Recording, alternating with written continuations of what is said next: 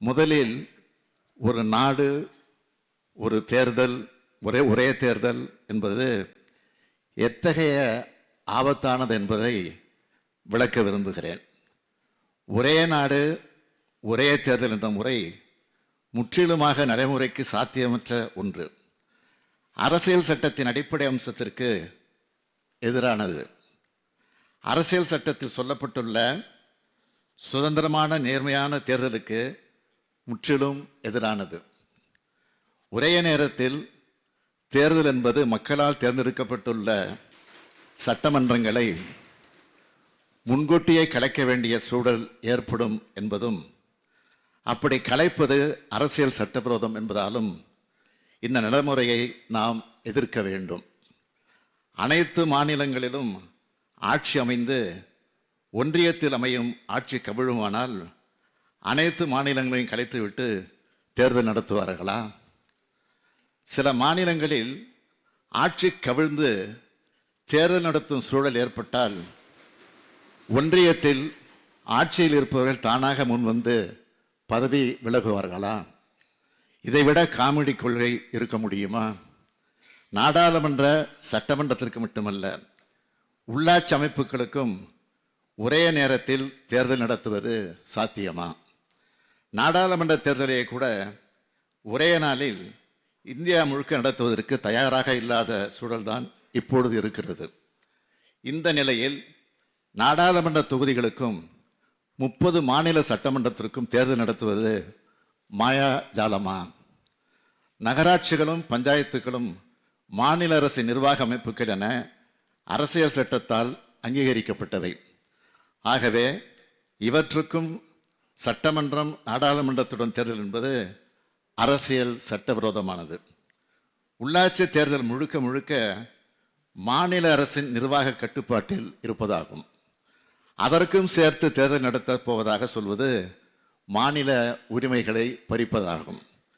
மாநில உரிமைகள், கூட்டாட்சி தத்துவம், அனைவருக்கும் சம வாய்ப்பு ஆகியவற்றை வழங்கும் அரசியல் சட்டத்தை சிதைக்கவோ உருமாற்றமோ விரைவில் மக்களால் நிராகரிக்கப்பட உள்ள நாடாளுமன்ற மெஜாரிட்டி உள்ளோரின் சுயநலத்திற்கு யாரும் பலியாகிவிடக்கூடாது. எனவே நாடாளுமன்றம், சட்டமன்றம், நகராட்சிகள், பஞ்சாயத்து ஆகியவற்றுக்கு ஒரே நாடு ஒரே தேர்தல் நடைமுறையை மிக கடுமையாக எதிர்த்தாக வேண்டும். முதல் தீர்மானம் ஒரே நாடு ஒரே தேர்தல். இதற்கான தீர்மானம், இதை திராவிட முன்னேற்ற கழகம் எதிர்த்து இன்னைக்கு ஒரு தீர்மானம் கொண்டு வந்திருக்கிறாங்க. பாரதிய ஜனதா கட்சியின் நிலைப்பாடு இதில் மிக தெளிவாக இருக்கின்றோம். ஒரே நாடு ஒரே தேர்தல் என்பது தேவை என்று சொல்வதை விட இது காலத்தினுடைய கட்டாயம். ஏன் காலத்தினுடைய கட்டாயம்னா, சுதந்திர இந்தியாவிற்கு நடைபெற்ற முதல் தேர்தல் 1952. 52 நடைபெற்ற முதல் தேர்தலில் அன்னைக்கு 543 எம்பிக்கள் இல்லைங்க. 400 சில்லற எம்பி தான் இருந்தாங்க. 469 பேர் இருந்தாங்க. 52 இரண்டாவது தேர்தல் அன்னைக்கு கொஞ்சம் அதிகப்படுத்தினாங்க. 62 மூன்றாவது தேர்தல் அன்னைக்கு அதிகப்படுத்தினாங்க, 494. படிப்படியாக இதை அதிகப்படுத்தி 1970 காலகட்டத்தில் 543, இன்னைக்கு இருக்கக்கூடிய நம்பர் 543 வந்தோம். ஏன்னா ஒரு 10 ஆண்டுகளுக்கு ஒரு முறை நடக்கக்கூடிய நம்முடைய சென்சஸ் மக்கள் தொகை அடிப்படையில் பாராளுமன்றம், சட்டமன்றத்தினுடைய உறுப்பினருடைய எண்ணிக்கையை 1976 வரை உயர்த்திக்கிட்டே வந்தோம்.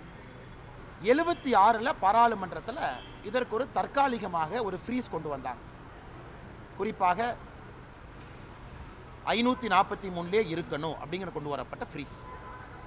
அது 2001 வரை 25 ஆண்டுகள் அந்த ஃப்ரீஸ் அப்படியே இருந்துச்சுங்கண்ணா.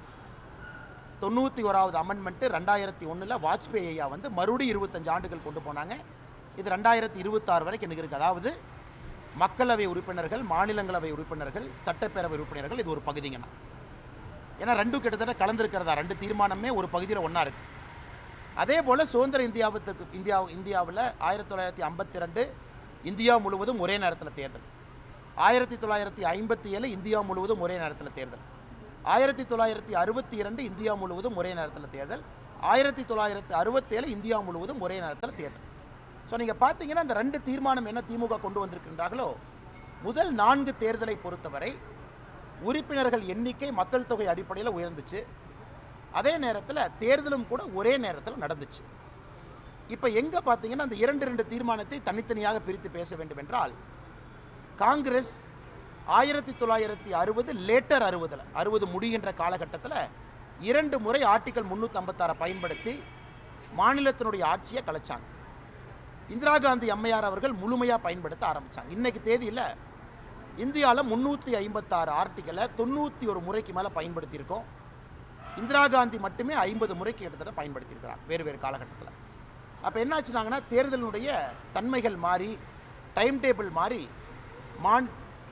லோக்சபா எலெக்ஷன் ஒரு நேரமும் அசம்பிளி எலெக்ஷன் ஒரு நேரமும் முழுசாக மாறிடுச்சு. ஸோ இந்தியாவை பொறுத்தவரை அடிப்படையில் இந்த நாட்டில் ஒரே தேர்தல் தான் அடிப்படையிலே முதல் 20 ஆண்டுகளுக்கு நாம் இருந்தோம்.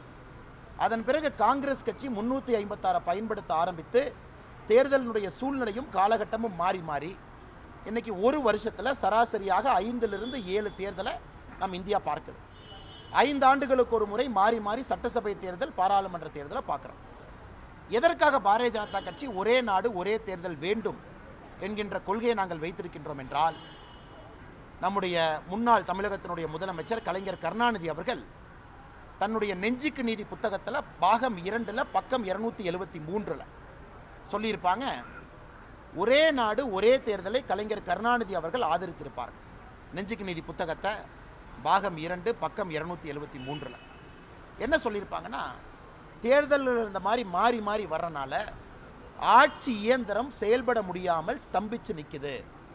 அதனால் ஒரே நாடு ஒரே தேர்தல் என்பது ஆட்சியாளர்களுக்கு ஆட்சி இயந்திரம் தொடர்ந்து வேலை செய்வதற்கு ஏதுவாக இருக்கும் என்று கலைஞர் கருணாநிதி அவர்கள் 1970 காலகட்டத்தில் எழுதியிருக்காங்க.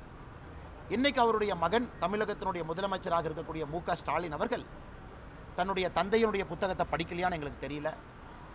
அதே நேரத்தில் திமுகவினுடைய ஒரு காலத்தினுடைய கொள்கை ஒரே நாடு ஒரே தேர்தலாக இருந்துச்சு, அதை ஏன் மாற்றுறாங்கன்னு தெரியல. ஆனால் ஒரே நாடு ஒரே தேர்தல் என்பது காலத்தினுடைய கட்டாயம். நம்முடைய நாடு இப்போ இல்லைன்னா கூட ஃப்யூச்சரில் போய்த்தாங்கன்னு ஆகணும். அது இன்னைக்கு 2024 தேர்தலில் வரப்போகுதா? இது நான் பாரதிய ஜனதா கட்சி மாநில தலைவராக சொல்வதை விட உங்களை போன்று ஒரு சாதாரண மனிதனாக சொல்ல வேண்டும் என்றால் 2024 வருவதற்கான சாத்தியக்கூறுகள் குறைவு. ஏன்னா ராம்நாத் கோவிந்த் அவர்கள் ரிப்போர்ட்டை கொடுக்கணும். அந்த ரிப்போர்ட் இந்தியாவினுடைய எல்லா சட்டப்பேரவைக்கு போகணும். சட்டப்பேரவையில் 3/2 பங்கு ஆதரவு கேட்கணும். அதன் பிறகு பாராளுமன்றத்தில் கம்பைன்டு சிட்டிங் ஆஃப் லோக்சபா ராஜ்யசபாவில் பாஸ் ஆகணும். இப்போ இருக்கக்கூடிய 40 நாள் அது நடக்குமான்னு கேட்டிங்கன்னா ப்ராக்டிக்கலி நடப்பதற்கான சாத்தியக்கூறுகள் ப்ராக்டிக்கலி இல்லை. அதனால் ஒரே நாடு ஒரே தேர்தல் கண்டிப்பாக நடக்கணும்.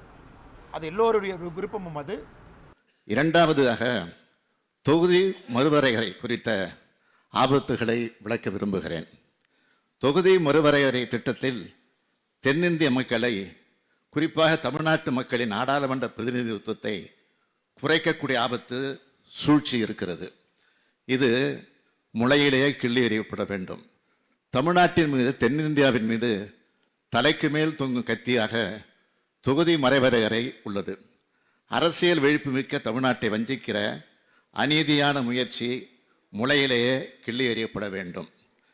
இந்திய அரசமைப்பின் 82 மற்றும் 170 பிரிவுகளின்படி ஒவ்வொரு மக்கள் தொகை கணக்கெடுப்புக்கு பிறகும் நாடாளுமன்றம், மாநில சட்டமன்றங்களில் புதிய இடங்கள் உருவாக்கப்படுகின்றன. ஏற்கனவே உள்ள தொகுதிகளின் எல்லைகள் மறுசீரமைக்கப்படுகின்றன. எல்லை நிர்ணய சட்டத்தின்படி இவை செய்யப்படுகிறது. இப்போ இரண்டாவது தீர்மானத்தில் என்ன சொல்றாங்கன்னா, மக்கள் தொகை அடிப்படையில் பாராளுமன்ற உறுப்பினர்கள் மட்டும் இல்லைங்கன்னா சட்டப்பேரவை உறுப்பினர்களும் கூட, ஏன்னா ஒரே நேரத்தில் ரெண்டும் நடக்கணும். சட்டப்பேரவை உறுப்பினர்களை அதிகப்படுத்தணும், பாராளுமன்ற உறுப்பினர்கள் அதிகப்படுத்தணும். 234லேருந்து சட்டப்பேரவை உறுப்பினர்கள் அதிகமாகணும், 543லேருந்து பாராளுமன்ற உறுப்பினர்கள் அதிகமாகணும். இது ஏன் அதிகமாகணும்? இது கண்டிப்பாக அதிகமாகணும், அது எந்த மாற்று கருத்து இல்லைங்கன்னா. எப்படி அதிகமாகணும் அதற்கான மாற்று கருத்துக்கள் நம்ம எல்லோருக்கும் இருக்கு. ஏன் அதிகமாக வேண்டும் என்றால், இன்னைக்கு ஒரு எம்பி 20 லட்சம் பேர்த்தை பார்க்க முடியாதுன்னா, அந்த எம்பினால 20 லட்சம் பேர்த்துக்கு நியாயம் கொடுக்க முடியாது. அந்த எம்பினால 20 லட்சம் பேர்த்துக்கு சேவை பண்ண முடியாது. ஒரு எம்எல்ஏ தமிழகத்தில் சோழிங்கநல்லூர் போயிட்டீங்கன்னா 5.5 லட்சம் 6 லட்சம், ஹார்பரில் 1,85,000. ஸோ இதெல்லாம் தமிழகத்தில் இருக்கக்கூடிய பெரிய தொகுதி, சிறிய தொகுதி அடிப்படையில். ஸோ ஒரு எம்எல்ஏ இன்னைக்கு 1,85,000 1,90,000 சில தொகுதிகள் 2 லட்சம் இருக்குது. அங்கிருந்து 5.5 லட்சம் வரைக்கும் ஒரு எம்எல்ஏ கொடுக்குறோம். அவர்களால் பணி செய்ய முடியுமான்னு கேட்டிங்கன்னா அவங்களாலே முடியாது. அதனால் அரசு நிர்வாகம் ஸ்தம்பிச்சு நிற்கிது. அதாவது அரசு இயந்திரத்தை பொறுத்தவரை அதிகாரிகள் நடத்துகிறாங்க, அரசியல்வாதிகளால் நடத்த முடியல, மக்களை சந்திக்க முடியல. ஒரு எம்எல்ஏ ஆஃபீஸில் எத்தனை பேர் இப்போ எம்எல்ஏவை பார்க்க முடியுது? அதனால் இன்றைக்கி நிச்சயமாக பாராளுமன்ற உறுப்பினர்கள், சட்டமன்ற உறுப்பினர்களுடைய எண்ணிக்கை உயர்த்தணும். இது 1976 543 ஃப்ரீஸ் பண்ணாங்க. ஏன் ஃப்ரீஸ் பண்ணாங்க அப்படிங்கிறத முதலமைச்சர் ஸ்டாலின் அவர்கள் மறைக்கக்கூடாது. அஸ்ஸாமில் பிரச்சனை ஆச்சு, ரெஃப்யூஜி அதிகமாக வந்தாங்க, பங்களாதேஷ்லேருந்து வந்தாங்க. அப்போ அஸ்ஸாம் அக்காடு கையெழுத்து போட்டாங்க. அதன் பிறகு பாராளுமன்றத்தில் ஏகமனதாக 1976 25 ஆண்டுகள் 2001 வரைக்கும் ஃப்ரீஸ் பண்ணிடலாம். 2001 வாஜ்பேயியா மறுபடியும் 25 ஆண்டுகள் ஃப்ரீஸ் பண்ணாங்க, 91வது அமெண்ட்மெண்ட். இன்றைக்கி 2026 வரைக்கும் தான் ஃப்ரீஸ் இருக்குண்ணா. ஸோ எப்படி இருந்தாலும் 2026க்கு பிறகு இந்த ஆண்டுக்கான சென்சஸ், இந்த டிகேட் 2021க்கான சென்சஸ் நடத்தி முடித்த சென்சஸ் நடத்த போகிற சென்சஸை வச்சு 33% இடஒதுக்கீடு கொடுக்கணும். அந்த 33% இடஒதுக்கீடும் சென்சஸ் அடிப்படையில், அதுக்கு சென்சஸ் வேணும், மக்கள் தொகை கணக்கெடுப்பு. 543 உயர்த்தணும், அதுக்கு சென்சஸ் வேணும். 234 சட்டப்பேரவை உறுப்பினர்கள் உயர்த்தணும், அதுக்கும் சென்சஸ் வேணும். அதனால் ஏதோ முதலமைச்சர் அவர்கள் எடுத்தங்கவுத்தன்னு ஒரு 10 வரியில் அதை எழுதி கொண்டு வந்து சட்டப்பேரவையில் கொடுத்து இதற்கு நீங்கள் ஆதரவு கொடுங்க, எதிர்ப்பு தெரிவிங்கன்னு கேட்பது என்னை பொறுத்தவரை அடிப்படையில் ஒரு திங்கிங் இல்லாமல், யோசனை இல்லாமல் கொண்டு வந்திருப்பதாக நான் பார்க்குறேன். இதெல்லாமே இன்டர் கனெக்டட் தான். 33% இடஒதுக்கீடும் சட்டப்பேரவை உறுப்பினர்கள் எண்ணிக்கையும் பாராளுமன்றத்தினுடைய உறுப்பினர் எண்ணிக்கையும் ஒரே நேரத்தில் ஒன்றா தான் வரும். அப்படி ஒன்றா வந்தால் மட்டும்தான் 33% இடஒதுக்கீடு உங்களால் அமல்படுத்த முடியும். அது இன்றைக்கி நம்ம தெளிவாக சொல்லியிருக்கோம். 2026க்கு பிறகு நடக்க போகின்ற சென்சஸ் அடிப்படையில் 2024க்கு அடுத்து வரக்கூடிய எலெக்ஷன், அது 29 பார்லிமெண்ட்டாக இருக்கும், அதுக்கு முன்னாடி வர சட்டப்பேரவையாக இருக்கும், அதற்கு 33% இடஒதுக்கீடுன்னு பாராளுமன்றத்தில் சொல்லியிருக்கோம் என்றால் நிச்சயமாக இது வரும். இப்போ இரண்டாவது கருத்து, பாரதிய ஜனதா கட்சி தமிழகத்தில் மக்கள் தொகை அடிப்படையில் மட்டும் இந்த உறுப்பினர்கள் எண்ணிக்கை அதிகரிப்பதை எப்படி பார்க்குறீங்க? ஸோ பாரதிய ஜனதா கட்சி இதை தெளிவாக சொல்லி கொண்டிருக்கின்றோம். மக்கள் தொகை மட்டுமே ஒரு கணக்கீடாக இருக்கக்கூடாது என்பதிலே பாரதிய ஜனதா கட்சி தமிழகத்தினுடைய கருத்து தொடர்ந்து சொல்கிறோம். Population is not the only criteria.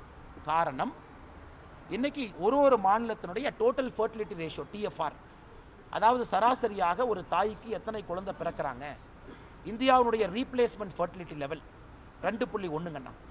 இன்றைக்கி சில மாநிலங்கள் 3 இருக்குது, சில மாநிலங்கள் 1.7 இருக்குது, சில மாநிலங்கள் 2.1 மீட் பண்ணியிருக்கிறோம். தமிழகம் போன்ற மாநிலங்கள் பாப்புலேஷன் கண்ட்ரோலில் 1.9 to 2.1 இருக்கும்.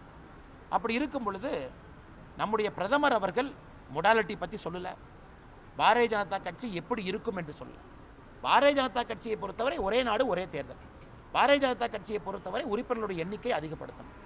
அதனால் யாருக்கும் பாதகம் இல்லாமல், எந்த ஒரு மாநிலத்திற்கும் பிரச்சனை இல்லாமல் எல்லா மாநிலமும் சுமூகமாக எடுத்துகிட்டு போகும். உதாரணத்திற்கு இன்னைக்கு இருக்கிறத டபுள் பண்ணலாமா? இன்னைக்கு தமிழகத்தில் 39 இருக்காங்க, இன்ட்டு 1.8 பண்ணலாமா? இல்லை யூபி இன்ட்டு 1.8 பண்ணலாமா? இன்னைக்கு இருக்கிறத அதே ப்ரொபோர்ஷனேட் ரேஷியோவில் அதிகப்படுத்தலாமா? ஒரு ஆப்ஷன் தான். அல்லது வேறு ஒரு கிரைட்டீரியா கொண்டு வந்து அதிகப்படுத்தலாமா? அது ஒரு ஆப்ஷன்.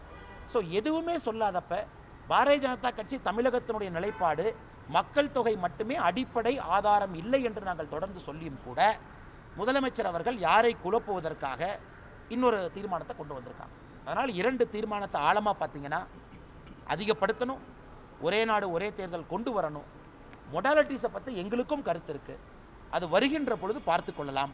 யாருக்கும் பிரச்சனை இல்லாமல் மோடி ஐயா கொண்டு வருவாங்க, அதில் எந்த மாற்று கருத்தும் இல்லை.